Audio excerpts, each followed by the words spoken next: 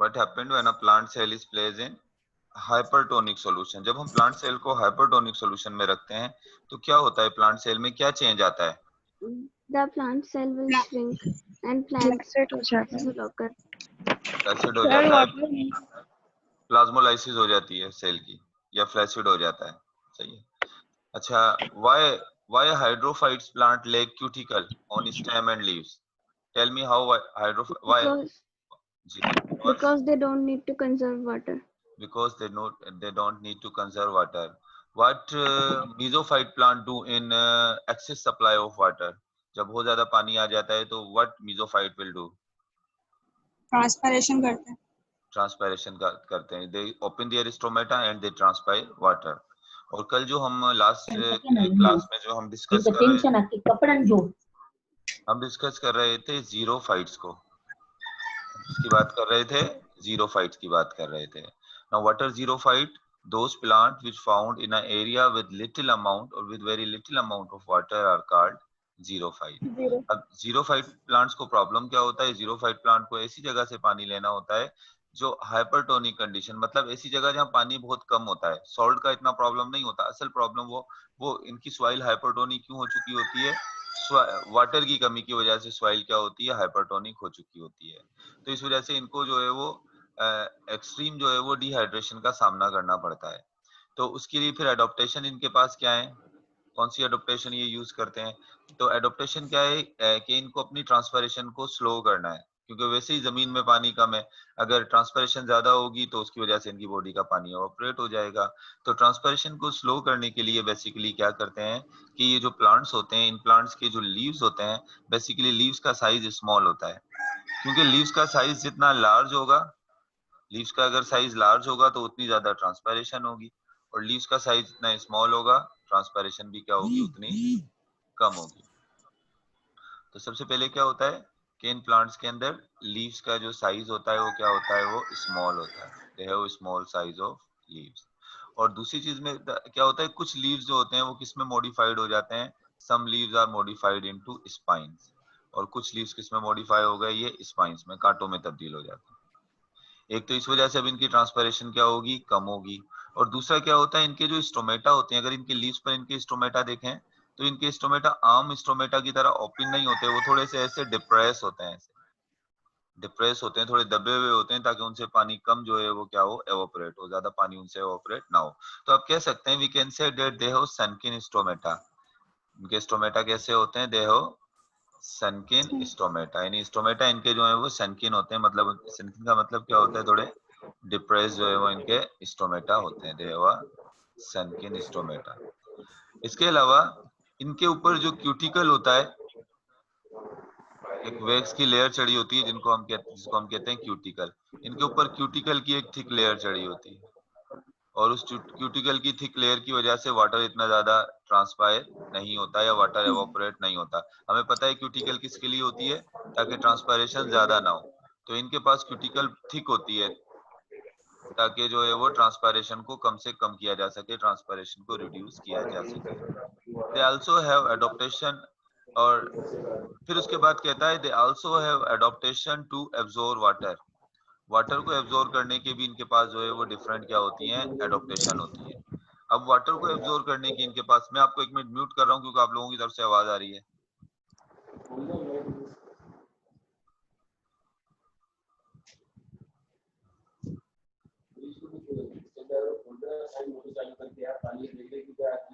ये देखें,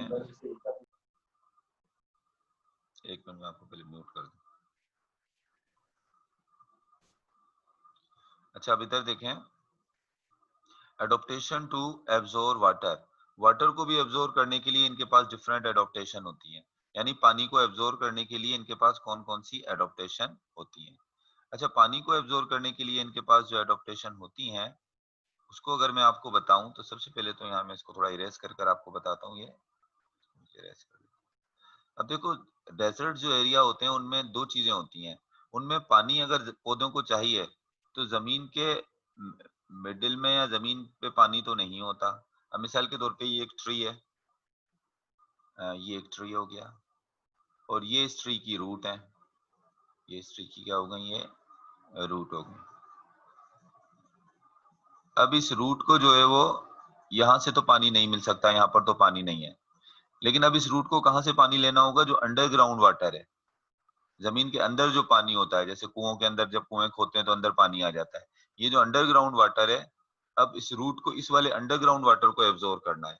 तो क्या होता है कि ऐसे वर्टिकली रूट जो है वो डीपली ग्रो करती है, इनकी रूट ऐसे डीपली जो है वो वर्टिकली रूट ग्रो करती है और यहाँ तक चली जाती है, इस पानी तक चली जाती है। ऐसे ये इसकी प्राइमरी रूट जो है वो इस पानी तक जो है वो पहुंच जाएगी, ये पानी तक पहुंच। अब ये जमीन के अंदर से पानी को जाकर क्या कर रही हैं? एब्जॉर्ब कर रही हैं। तो वाटर को अपटेक करने के लिए इनके पास क्या जो है वो एडॉप्टेशन है। तो उसमें सबसे पहले development of very deep vertical root, यानी इनके पास बहुत डीप यानी अंदर तक इस तरह की ये वर्टिकल रूट जाती है। ऐसे हॉरिजॉन्टल रूट नहीं होती, क्योंकि हॉरिजॉन्टली तो पानी इतना नहीं है। जो लार्ज ट्रीज होती हैं उनके पास कौन सी रूट होती है? Deep vertical root. ये कौन सी रूट है? ये है डीप वर्टिकल रूट। और ये डीप वर्टिकल रूट जो है they help them to absorb water from deep into the soil, और ये इनको पानी के सॉइल के बिल्कुल डीप से पानी को एब्जॉर्ब करने में क्या करती है? ये जो है वो हेल्प करती है। इसके अलावा दूसरी चीज क्या होती है? ये तो जो टॉल ट्रीज होते हैं, जैसे एकेशिया हो गया, एकेशिया, इसको कीकर का आई थिंक बबूल का दरख्त कहते हैं, एकेशिया हो गया, या बैनियन हो गया जिसको आप बरगद का दरख्त कहते हो, इनकी बहुत डीप रूट होती हैं और इसी वजह से होती हैं ताकि वो जमीन के अंदर से पानी को जाकर क्या कर लें? एब्जॉर्ब कर लें। इवन जो नीम ट्री है, नीम ट्री की रूट भी बहुत डीप, बहुत वर्टिकली, बहुत डीप में होती है ताकि वो जमीन के अंदर से पानी एब्जॉर्ब करें। जैसे बहुत सारे ट्री होते हैं, आप उनको पानी तो देते ही नहीं हो, जब आप उनको पानी देते नहीं हो तो वो पानी कहाँ से एब्जॉर्ब करते हैं? वो जमीन के अंदर का जो पानी होता है वो एब्जॉर्ब कर रहे होते हैं, उनकी रूट जमीन के अंदर तक चली जाती है। एक तरीका तो क्या हो गया वाटर को एब्जॉर्ब करने का, मतलब जो टॉल ट्रीज होते हैं वो बेसिकली, या ट्रीज जो हैं वो क्या करते हैं? वो डीप वर्टिकल रूट डेवलप कर लेते हैं वाटर को एब्जॉर्ब करने के लिए। लेकिन एक और दूसरा प्रॉब्लम उन प्लांट्स के साथ होता है, कुछ प्लांट्स इस तरह के होते हैं, जो छोटे जो पौधे होते हैं, जैसे कैक्टस प्लांट होते हैं, बहुत सारे छोटे जो प्लांट्स होते हैं, अब वो वाटर को किस तरह से एब्जॉर्ब करेंगे? अब मिसाल के तौर पे आप इधर देखें, ये मैं प्लांट ड्रा कर रहा हूँ यहाँ पर। अब आप देखें ये कैक्टस प्लांट है, अब इसकी रूट तो इतनी डीप में नहीं जाती, तो अब ये वाटर को किस तरह से एब्जॉर्ब करेगा? ये इसके साथ एक दूसरा प्लांट भी मैं यहाँ ड्रा करता हूँ, ये दूसरा ही प्लांट। अब देखो इनकी, अब इस तरह के जो प्लांट्स होते हैं इनकी रूट जो है वो वर्टिकल नहीं होती, इनके पास ऐसी हॉरिजॉन्टल रूट होती हैं। इनके पास कैसी रूट होती हैं? हॉरिजॉन्टल जो है वो रूट होती है। मैं रूट को थोड़े डिफरेंट कलर से यहाँ पर शो कर देता हूँ ताकि आपको क्लियर हो जाए। चले मैं इसको रेड कलर से इनकी रूट शो कर रहा हूँ। ये इनकी क्या है? ये हॉरिजॉन्टल रूट होती हैं, ऐसे जाती हैं। अब वर्टिकल रूट नहीं है, ये कैसी रूट हो गई इनकी? थोड़ी सी ये हॉरिजॉन्टल रूट है। अब इन हॉरिजॉन्टल रूट का फायदा क्या होता है? ये हॉरिजॉन्टल रूट कौन सा वाला पानी एब्जॉर्ब करती हैं?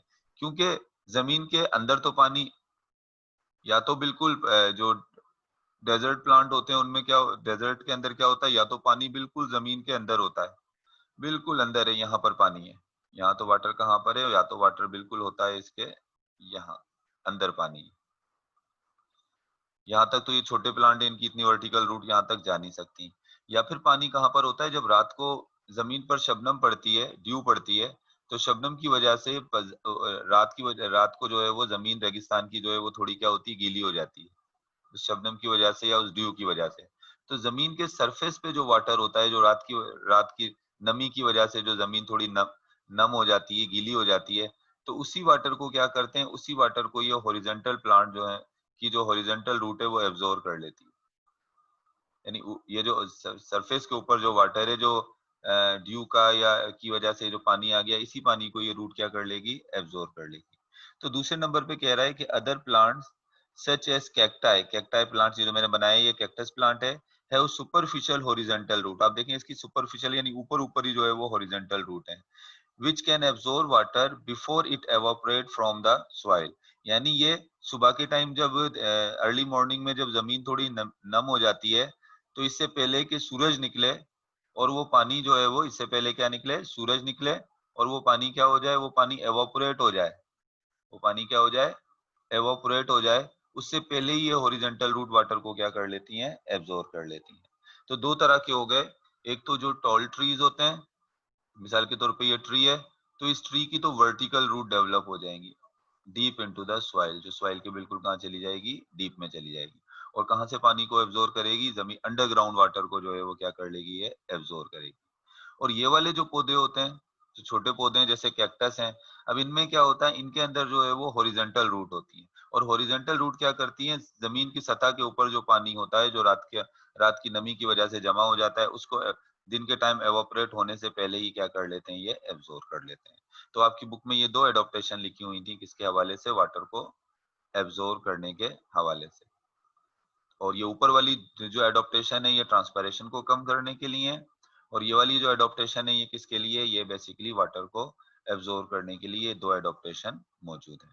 इसके बाद अगर हम बात करें, जो डेजर्ट प्लांट के अंदर कभी बारिश होती है, कभी बारिशें कई कई सालों में होती हैं, या साल में एक दफा बारिश हो जाती है, तो अब ऐसी जगह पर पौधों को क्या चाहिए, अपने वाटर को स्टोर भी करना होता है।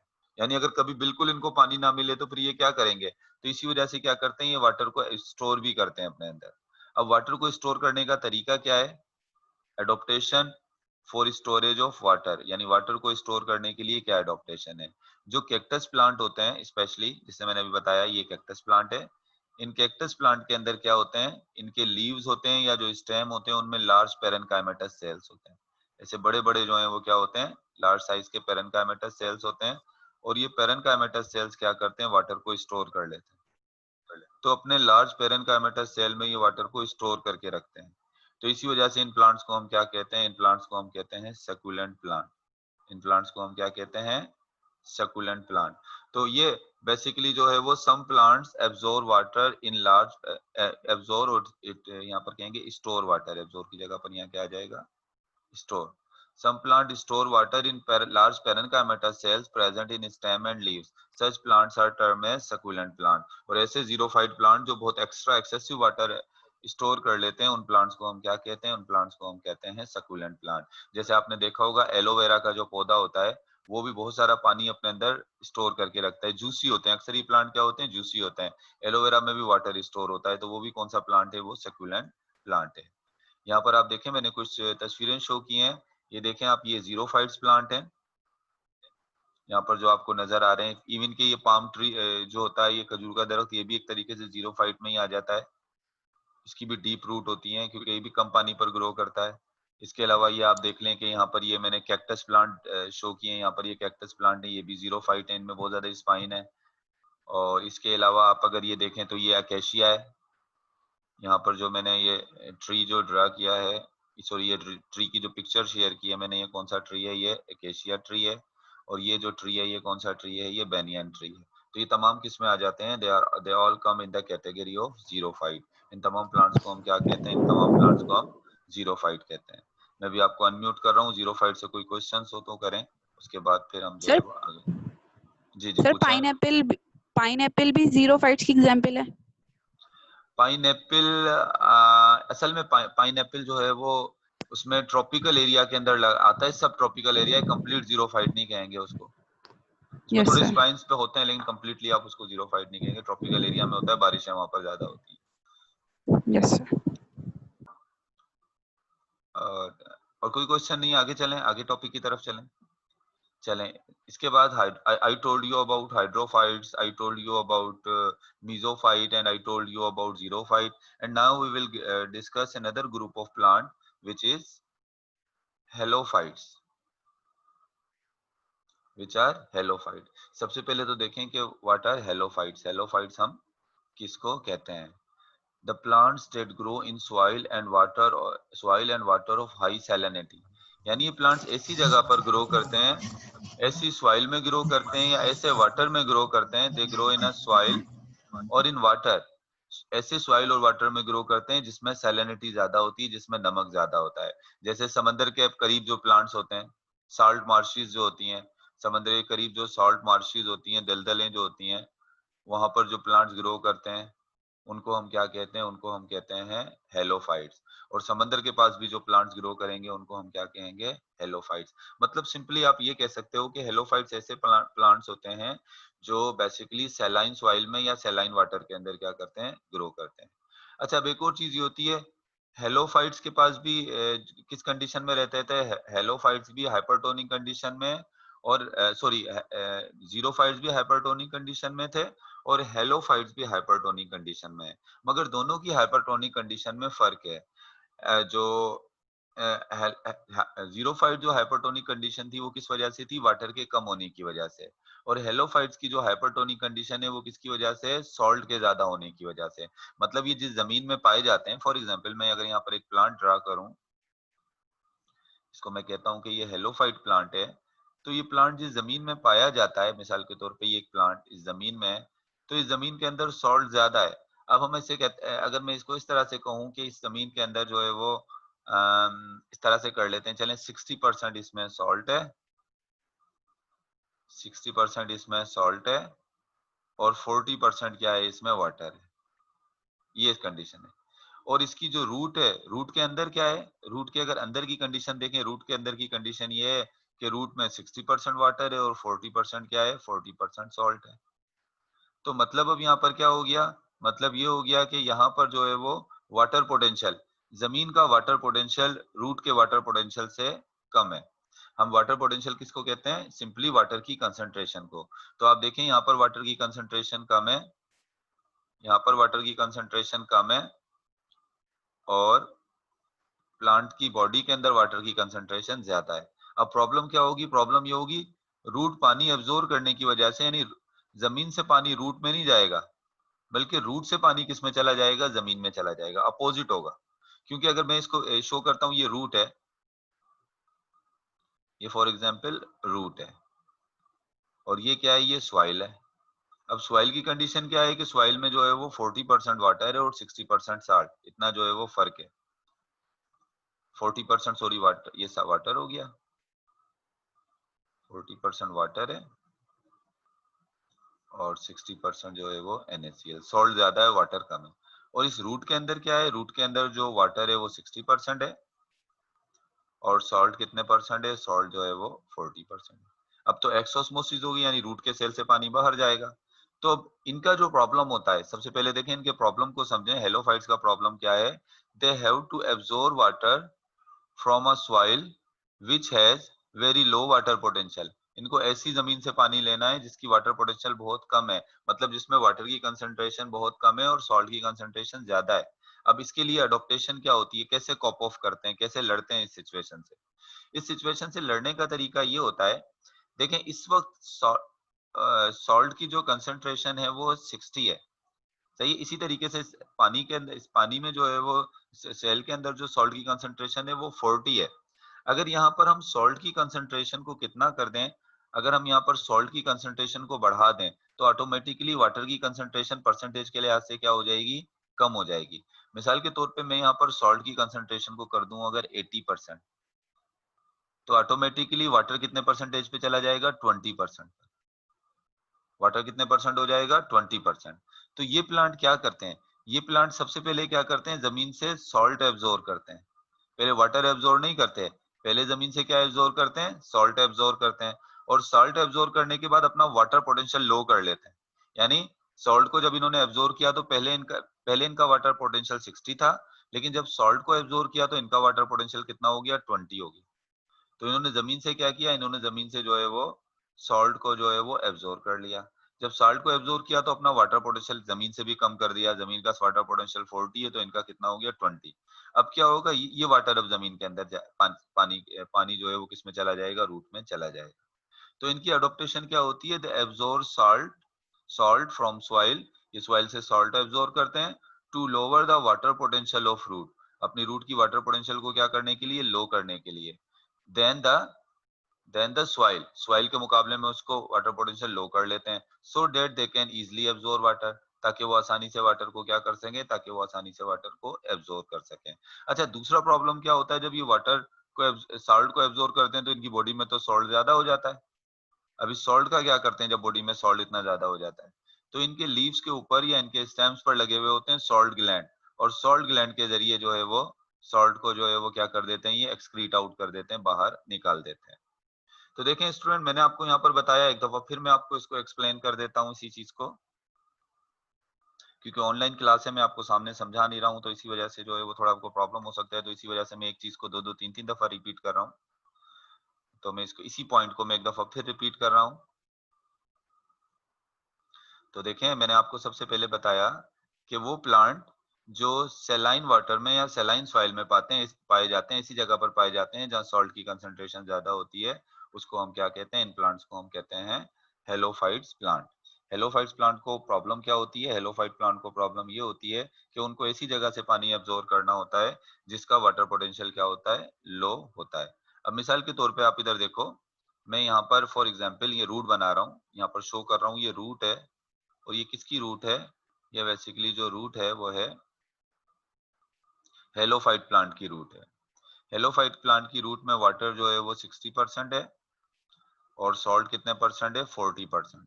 NaCl, सॉरी, वाटर जो है वो 60% है और NaCl जो है वो 40% है। और जमीन के अंदर अगर देखें तो कंडीशन इसके अपोजिट कर देते हैं, इसके उल्टे कर देते हैं।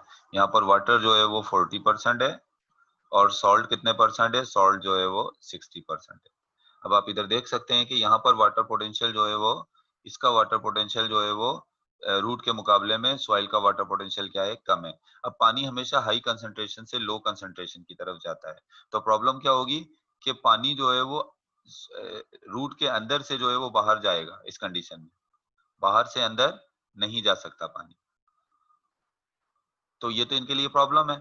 तो अब इस प्रॉब्लम को सॉल्व करने के लिए प्लांट्स करते क्या हैं? इस प्रॉब्लम को सॉल्व करने के लिए प्लांट्स ये काम करते हैं कि ये सबसे पहले क्या करते हैं? सबसे पहले करते हैं अपने सेल का वाटर पोटेंशियल जो है वो लो करते हैं।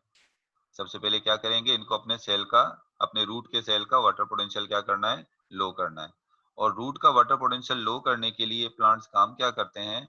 रूट के वाटर पोटेंशियल को लो करने के लिए ये सबसे पहले क्या करते हैं? सबसे पहले वाटर एब्जॉर्ब नहीं करते, सबसे पहले ये क्या करते हैं? वाटर इनके पास फॉर एग्जांपल 60% है, वाटर ज्यादा है। अब इसकी परसेंटेज को या इसके वाटर पोटेंशियल को इन्होंने लो करना है, तो सबसे पहले क्या करते हैं? ये सॉल्ट एब्जॉर्ब करते हैं। अगर इन्होंने अपने सेल में 80% सॉल्व कर लिया तो ऑटोमेटिकली वाटर कितने परसेंट पर आ जाएगा? वो आ जाएगा 20% पर, यानी वाटर पोटेंशियल इनका ड्रॉप हो गया। अब ये इजिली जो है वो, ये 40% वाटर जो है वो 20% की तरफ ऑस्मोसिस के जरिए मूव कर जाएगा। अच्छा, जब ये वाटर तो आ जाता है इनकी बॉडी में, लेकिन दूसरा प्रॉब्लम ये होता है इनके पास सॉल्ट भी बहुत ज्यादा हो जाता है। तो सॉल्ट को रिमूव करने के लिए, सॉल्ट को एक्सक्रीट करने के लिए इनके पास क्या होते हैं? इनके पास सॉल्ट ग्लैंड जो है वो मौजूद होते हैं। इसके अलावा कुछ के अंदर ये भी स्ट्रेटेजीज होती हैं, यानी कुछ हेलोफाइट्स प्लांट ऐसे भी होते हैं जो जमीन से पानी को एब्जॉर्ब ही नहीं करते, वो हवा की नमी को एब्जॉर्ब करते हैं। जो हवा के अंदर नमी होती है, ह्यूमिडिटी होती है, उसी वाले पानी को एब्जॉर्ब कर लेते हैं। तो जमीन से उनको पानी को एब्जॉर्ब करने के लिए की जरूरत नहीं पड़ती। इसकी एग्जांपल में अगर आप देखें तो कॉर्ड ग्रास जो है वो इसकी एग्जांपल है। यहाँ पर जो मैंने शो की है, कौन सी ग्रास है? ये कॉर्ड ग्रास है। अक्सर समंदरों के पास जो इनका जो फॉरेस्ट होता है, हेलोफाइट्स का जो फॉरेस्ट होता है, उसको मैंग्रोव्स कहते हैं। मैंग्रोव्स, मैंग्रोव्स कौन से फॉरेस्ट होते हैं? जो समंदर के पास होते हैं। और मैंग्रोव्स फॉरेस्ट में अक्सर जो है वो कौन से वाले प्लांट्स लगे हुए होते हैं? उसमें जो है वो हेलोफाइट्स प्लांट लगे हुए होते हैं।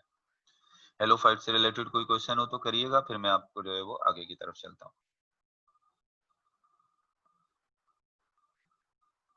अनम्यूट हो गए आप लोग? Yes, sir. तो कोई क्वेश्चन हो तो करें, उसके बाद फिर जो है मैं आगे की तरफ चलता हूँ। No, sir. अच्छा, अब देखें यहाँ पर जो क्वेश्चंस हैं, जो स्पेशली वो स्टूडेंट जो अभी सेकंड ईयर के अंदर आए, उनके लिए जो क्वेश्चंस हैं, यहाँ हेलोफाइट से क्या क्वेश्चन बन सकता है? How halophytes have to absorb water from a soil which has low water potential. यानी हेलोफाइट्स प्लांट ऐसे सॉइल में पाए जाते हैं जहाँ वाटर पोटेंशियल लो होती है। How halophyte cope with this situation. अगर आपसे क्वेश्चन किया जाए कि how halophyte cope with this situation, इससे कैसे लड़ते हैं? How halophytes cope with this situation, तो इसका जवाब आपने क्या लिखना होगा? इसका जवाब आपने ये लिखना है। ये 2 पॉइंट्स आप लिख देंगे तो ये इसका आंसर हो जाएगा। इसी तरीके से अगर आपसे पूछा जाए what are the adaptation in xerophytes to absorb water in desert, तो वो मैंने 2 एडॉप्टेशन बताई थी। अगर आपसे पूछा जाए what are the adaptation in xerophytes to reduce transpiration, वो भी मैं पॉइंट्स आपसे डिस्कस कर चुका हूँ। या ज़ीरोफाइट्स के बारे में पूछा जाए how xerophytes, what are the adaptation in xerophytes to store water, तो वो भी मैं आपसे जो है वो डिस्कस कर चुका हूँ। ये बहुत सारे शॉर्ट क्वेश्चन जो है इनमें से निकल रहे हैं। तो it was all about excretion in plant. ये हमने क्या पढ़ा? ये हमने पढ़ा एक्सक्रीशन इन प्लांट। अब जो नेक्स्ट हमारे पास जो टॉपिक है, नेक्स्ट जो हमारे पास, जी पूछें। पेज नंबर 4 पर ये लाइन है, ये जी पेज नंबर 4 पे एक लाइन है, वो हाँ रीड कर, कंसंट्रेशन ऑफ सॉल्यूशन। हाँ रीड करें, कोई पेज नंबर 4 पर जो लाइन है उसको रीड करें,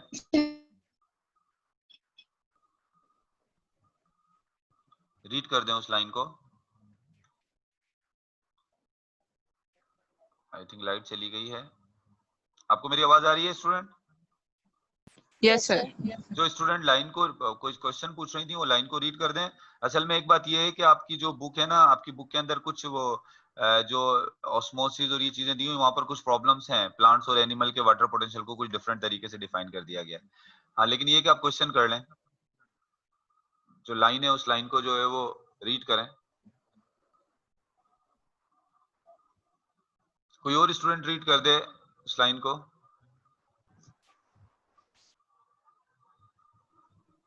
सर कौन सी लाइन?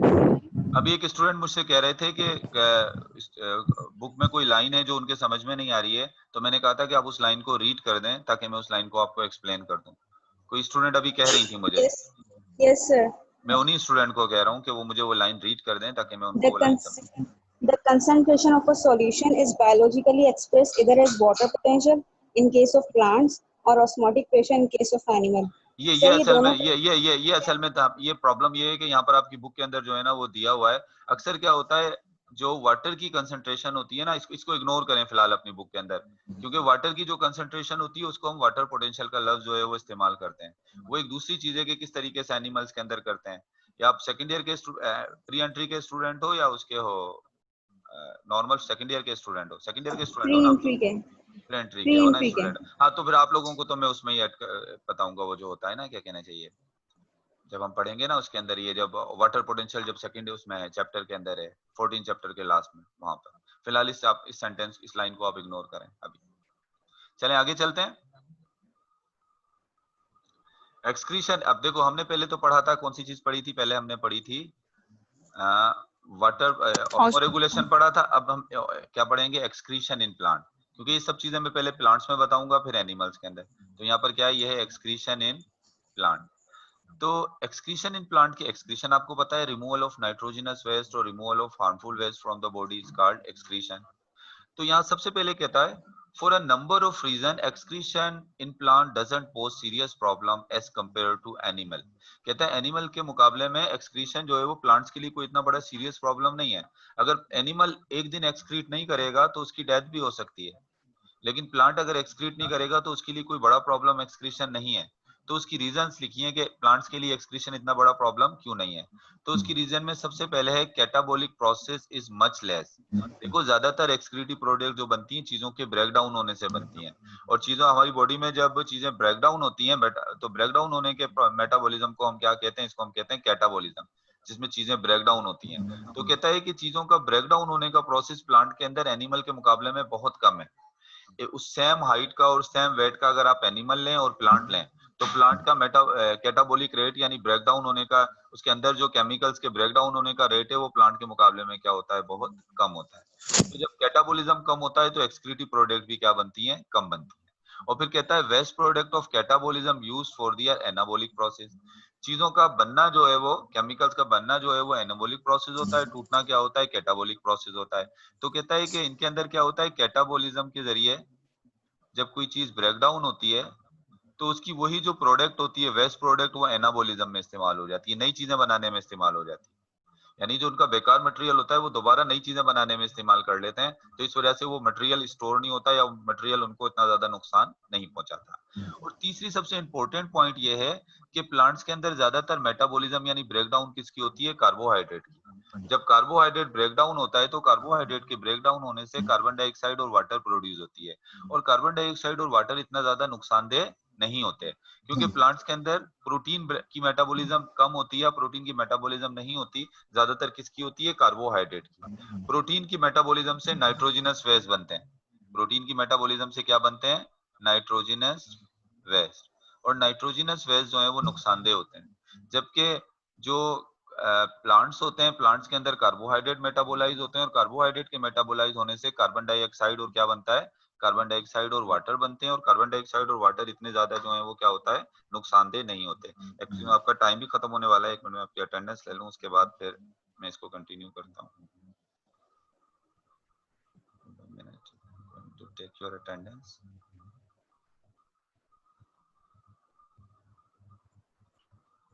सर जी जी जी जी। आप सर जो आपने बताया था कल एक ग्रुप के बारे में, किसके बारे सर में? हम उसमें ऐड कैसे हों? कौन से ग्रुप के बारे में? आपने एक ग्रुप के बारे में बताया था जो आप कह रहे थे कि मैं उसमें सारे आप क्वेश्चंस मेरे वगैरह शेयर पर्सनल, कर। हाँ वो मेरे वो आप उसमें वो तो आपके जो क्लास की सीआर है उसने बनाया हुआ है ना, आपकी क्लास का ग्रुप। आपकी जो क्लास की सीआर है उसने ग्रुप बनाया हुआ है आपका, मेरे पास वो ग्रुप है आपकी फर्स्ट ईयर के। अब तो आप सेकंड ईयर में आ गए हो, आप स्टूडेंट का एक ग्रुप है तो मेरे पास। उस ग्रुप में आप लोग ऐड नहीं हो? नहीं सर। तो उसे हाँ अपनी सर। सीआर से कहिएगा कि आपको जो है ऐड कर ले उस ग्रुप के अंदर, या आप मुझे पर्सनल अपना नंबर सेंड कर दीजिएगा, फिर मैं उस ग्रुप में जो है वो ऐड कर दूंगा। बहुत सारे स्टूडेंट आपकी क्लास के ऐसे हैं उस ग्रुप में ऐड नहीं है। अब उस ग्रुप में जो स्टूडेंट नहीं है वो भी उस ग्रुप में ऐड हो जाएं, क्योंकि जब मैं क्लास शुरू करता हूँ या क्लास शुरू करने से पहले उस ग्रुप पे बता देता हूँ। यस सर ठीक है। सही है। मुझे ठीक है। मैं नाम भी भूल गया हूँ आपकी क्लास की, वो सीआर थी, क्या नाम था उसका? मनाहिल। मनाहिल थी, और एक और भी थी जो आगा खान से पढ़कर आई थी, आगा खान बोर्ड से। सर मुस्कान, मुस्कान नाम है मुस्कान, उनका। मुस्कान है। मुस्कान अभी है? मुस्कान क्लास ले रही है अभी? देख के बताते हैं सर। चलें ये तो बात देख लीजिएगा, लेकिन ये है कि मैं बता रहा था आपको कि प्लांट्स के अंदर ज्यादातर कार्बोहाइड्रेट मेटाबोलाइज होता है। कार्बोहाइड्रेट के मेटाबोलाइज होने से इतना कोई प्रॉब्लम नहीं होता जितना प्रोटीन के मेटाबोलाइज होने से होता है। तो ये 3 पॉइंट्स हैं, ये 3-4 पॉइंट हैं जो बता रहे हैं कि कार्बोहाइड्रेट की मेटाबॉलिज्म जो है वो, यानी प्लांट्स के अंदर एक्सक्रीशन ज्यादा बड़ा प्रॉब्लम क्यों नहीं है। और ये आपसे क्वेश्चन भी पूछा जा सकता है, why excretion doesn't pose serious problem in plants। Plants के अंदर एक्सक्रीशन जो है वो इतना बड़ा ज्यादा प्रॉब्लम क्रिएट क्यों नहीं करता। तो उसके मेन पॉइंट्स आप ये लिखोगे, कैटाबॉलिज्म उनका स्लो होता है और कैटाबॉलिक प्रोसेस एनाबॉलिक में इस्तेमाल हो जाते हैं। ज्यादातर कार्बोहाइड्रेट मेटाबोलाइज होता है और कार्बोहाइड्रेट के मेटाबोलाइज होने से कार्बन डाइऑक्साइड और वाटर प्रोड्यूस होते हैं। कार्बन डाइऑक्साइड और वाटर इतना ज्यादा नुकसान नहीं पहुंचाते जितना नाइट्रोजनस वेस्ट नुकसान पहुंचाते हैं जो प्रोटीन के मेटाबॉलिज्म से प्रोड्यूस होते हैं। लेकिन फिर भी कहता है, however certain substance which accumulate in the level of excess in plants such as water, carbohydrate, oxygen and certain ions need to eliminate. कहते हैं फिर भी प्लांट्स के अंदर कुछ चीजें ऐसी होती हैं जो बहुत ज्यादा प्रोड्यूस हो जाती हैं, उनको बाहर एलिमिनेट होना जरूरी होता है। मिसाल के तौर पे अगर पानी ज्यादा प्लांट्स के अंदर आ जाए तो प्लांट्स को वाटर को प्लांट्स किसके जरिए निकालते हैं, ट्रांसपायरेशन और गटेशन के जरिए एक्सक्रीट करते हैं। इसको जब रिमूव करते हैं अपनी बॉडी से, एलिमिनेट करते हैं वाटर को, 2 प्रोसेस के जरिए, एक ट्रांसपायरेशन और एक गटेशन। अगर पानी वेपर की शक्ल में निकलेगा तो उसको ट्रांसपायरेशन कहेंगे, और अगर लिक्विड की शक्ल में निकलता है तो उसको क्या कहते हैं, गटेशन। प्लांट्स के अंदर अगर ऑक्सीजन ज्यादा हो जाती है तो ऑक्सीजन कौन से प्रोसेस के जरिए एलिमिनेट हो जाती है, रिलीज हो जाती है, फोटोसिंथेसिस के जरिए। अगर कार्बन डाइऑक्साइड ज्यादा प्रोड्यूस होती है तो रेस्पिरेशन के जरिए रिलीज हो जाती है। और आयंस जो ज्यादा प्रोड्यूस होते हैं वो ऑर्गेनिक कंपाउंड के साथ जाकर अटैच हो जाते हैं और प्लांट्स के डेड सेल्स में जमा हो जाते हैं। प्लांट्स के डेड सेल मिसाल के तौर पे क्या होता है, अक्सर जो आयंस वगैरह ज्यादा हो जाते हैं तो फॉर एग्जांपल हार्टवुड, अक्सर जो है वो ट्रीज जो होते हैं, ट्रीज के सेंटर में एक ब्लैक कलर का इस तरह से नजर आता है आपको, सेंटर में ब्लैक, ये क्या होता है, इसको हम कहते हैं हार्टवुड। ये हार्टवुड होती है और ये प्लांट का डेड पार्ट है। यहाँ पर प्लांट्स अपने आयंस वगैरह को जमा कर लेते हैं। और बाहर जो बार्क चढ़ी हुई होती है, बाहर दरख्त के बाहर जो छाल चढ़ी होती है, इसके जो सेल्स होते हैं ये भी डेड सेल होते हैं, बार्क। और यहाँ पर भी आयंस को जो है वो क्या कर लेते हैं, प्लांट्स अपने जमा कर लेते हैं। यानी प्लांट्स के अंदर जो एक्सेसिव आयंस होते हैं, कंसंट्रेशन ज्यादा होती है, तो वो ऑर्गेनिक कंपाउंड के साथ मिलकर कहाँ डिपॉजिट हो जाते हैं, डेड सेल में डिपॉजिट हो जाते हैं। डेड सेल क्या होगा, जैसे हार्टवुड और बार्क। ये सेंटर में जो आपको शो कर रहा हूँ ये हार्टवुड है, और इसके सराउंड में जो शो करता हूँ इसके छाल जो होती है ये क्या है, बार्क है। तो यहाँ प्लांट्स अपने जो है वो आयंस और इस तरह की चीजों को जो है वो जमा कर लेते हैं। तो it was all about today's lecture.